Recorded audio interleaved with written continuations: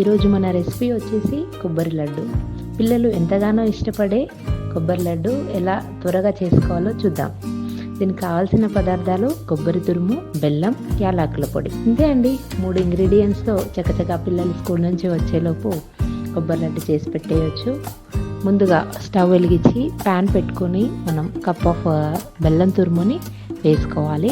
దాంట్లో కొంచెం water add చేసి, బెల్లం కరిగేటట్టు ఒక వాటర్ యాడ్ చేసి దాన్ని పాకం పట్టుకోవాలి.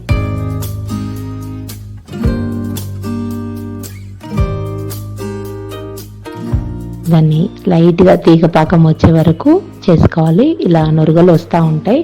మీడియం ఫ్లేమ్లో పెట్టుకొని దాన్ని మనం మరగనివ్వాలి. మనం తురుముకున్న మిక్సీ పట్టుకున్నాం కదండి, మిక్సీ పట్టి పెట్టుకున్న కొబ్బరి తురుముని ఇప్పుడు యాడ్ చేయండి. పాకం పట్టుకున్న దాంట్లో పచ్చి కొబ్బరి తురుముని యాడ్ చేస్తూ మెల్లమెల్లగా యాడ్ చేస్తూ కలుపుతూ ఉండండి. అది సైడ్స్కి మొత్తం అతకకుండా మంచిగా కలుపుకొని మీడియం ఫ్లేమ్లోనే ఉంచండి, లేకపోతే కింద అడుగంటుతుంది, ఫ్లేవర్ అంతా చేంజ్ అయిపోతుంది. సో మీడియం ఫ్లేమ్లో పెట్టుకొని మంచి కలుపుకుంటూ ఉండండి. దగ్గరకు వచ్చే వరకు కలుపుకోండి. మనకు ఉండలు వచ్చేటట్టుగా ఉండాలి.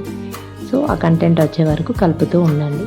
చూడండి, ఇప్పుడు మనం అంతా దగ్గరకు వచ్చింది కదా, దాంట్లో ఇప్పుడు యాలకుల పొడి యాడ్ చేయండి.